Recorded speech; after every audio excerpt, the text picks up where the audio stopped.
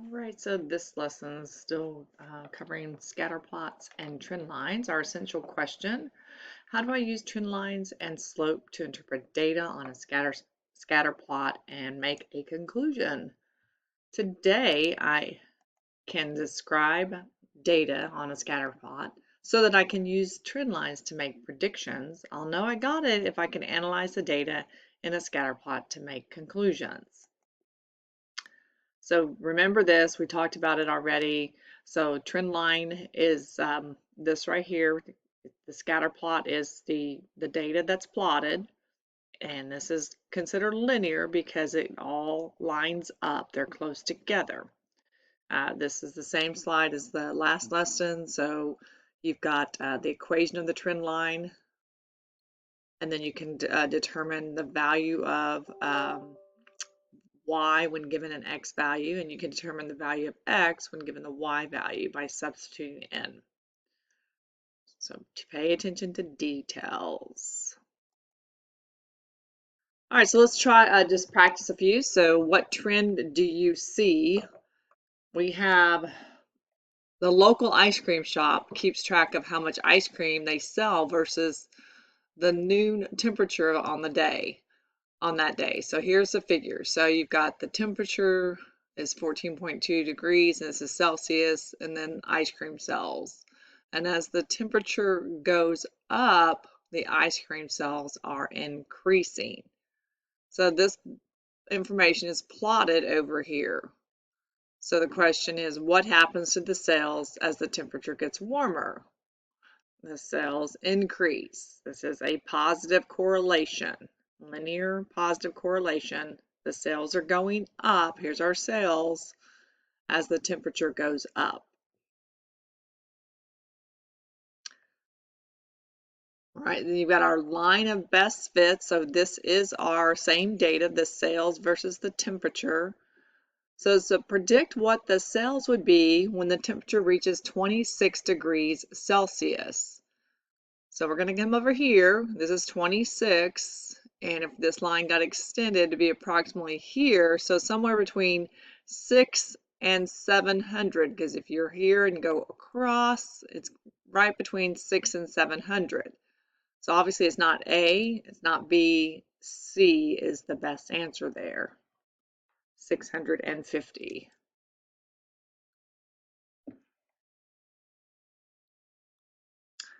All right, another problem, Paige's cell phone dilemma. Paige collected data on how long she spent on her phone compared to how much battery life was remaining in hours throughout the day. Here's the data. So you've got the data, the time spent, which is our X value. The battery life is our Y value. So you can see 1 hour, 8 hours left. So that point is plotted. So each set of data is plotted on the scatter plot. What can you conclude about the battery life of Paige's phone? It's going down, the battery life, as longer she uses it, the battery life goes down. Is it a positive or negative association? Going down, it's going to be negative. Now she wants a trend line to describe the relationship between how much time she spent on the phone and the battery life remaining. She drew 3 possible trend lines. Okay, so I know this is hard to tell, but this is labeled A, this red line. This yellowish line or orange line is B, and then this is C. So the only one that goes through the middle of the points would be this A. So A is the best line. So then it says number 2, use the trend line to predict the battery life after 10 hours. So here's 8, 9, and remember we're using this line here. 10 would be here.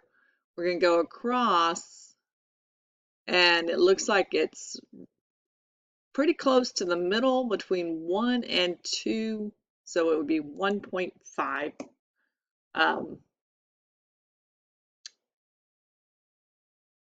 So that would be the battery life, 1.5 remaining.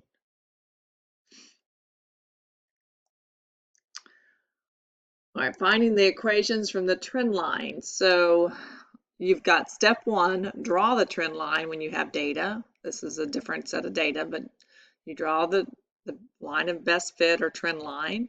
Locate 2 points on the line. Now those 2 points don't necessarily have to be the ones that were already there. It's, you want points that are easy, like integer numbers, so you don't have to deal with fractions and decimals. So they've already found them for us here, 3, 3, and 12, 6. Plug these numbers into the formula for slope. All right, so we've got a y2 minus y1. So we're going to do 6 minus 3 on the top. It's just plugging it into the formula. Remember, this is on your star reference chart. And then we have x2 minus x1, so that's going to be 12 minus the 3. Simplify the top, 6 minus 3 is 3. Simplify the bottom, 12 minus 3 is 9. And then that simplifies to 1/3. All right, so that is our m. So we can put that in. Y is equal to 1/3 x plus the b is where it crosses. So if we look right here, this is 0, this is 5, it crosses at 2. So there's the equation of the line. All right, here's back to that battery life. So now we're going to try to figure out the equation from this trend line. Remember, this is our line of best fit, our trend line here. Now, the y-intercept is 9, so that doesn't help us at all. And they're all negative slopes, so again, that doesn't help us at all. So you're going to use the 2 points and to find the slope. Well, it's going to be plus 9 at the end. So they've told us to use 0 and 9 right here, this one, and then 4, 6 is a good one right here. Remember, so it doesn't have to be like your data, it just needs to be on that line because you're trying to find the equation of the line. And they used this one. So you're going to use that slope formula, y2 minus y1. So we have 9 minus the 6 and 0 minus 4. And it doesn't matter. You could have done 6 minus 9 and it doesn't matter. You'll still get the same answer. That's 3, negative 4. So negative 3/4. Well, let's look at our answer choices. This, if that was a fraction, would be negative 1/2. So we just need to change that to a decimal. This is the same as negative 1. This is negative 2. So it's this one. The correct answer is B there. All right, star question. So the scatter plot shows the number of hours that people spent learning to type on the keyboard and each person's average typing speed. So the number of hours learning is here, and the average typing speed is the y-axis. So you can see here's our first data point here. You got the 20 hours, and it's a little like right below 35, so maybe 34. Based on the scatter plot, what is the best prediction of a person's average speed typing in the words per minute if the person has spent 70 hours learning to type? Now these go by tens. So this would be 60 here. So we're off the line there. Now we can try to see if the answers are going to be, close. That's not a very good trend line. But obviously this data goes up. So look at our answer choices. You have 100, 55, 85, 70. This right here is at 60. And that's a little over 70 at 60. It's just going to keep going. And again, the line may not be that, but it's probably, best answer here. It's not going to be A. B is too low, and D is a little too low. So the best prediction is going to be 85. All right, This is in Class Kick. If you complete this and send me a screenshot, you will get extra credit as well as Narwhal Bucks. And our last question here, the scatter plot shows the average January low temperature in degrees Fahrenheit and the latitude in degrees north for 14 cities. So temperatures are X and then latitude is our Y. There is a slow downward trend here as the latitude changes, the temperature also changes.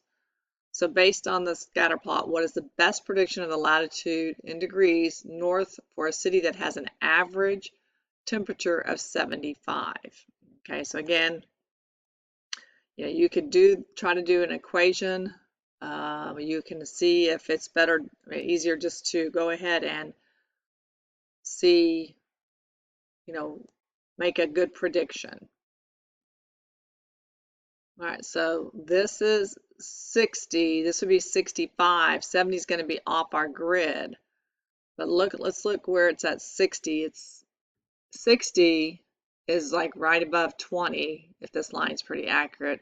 So right above 20 would be about 22. And it just keeps going down.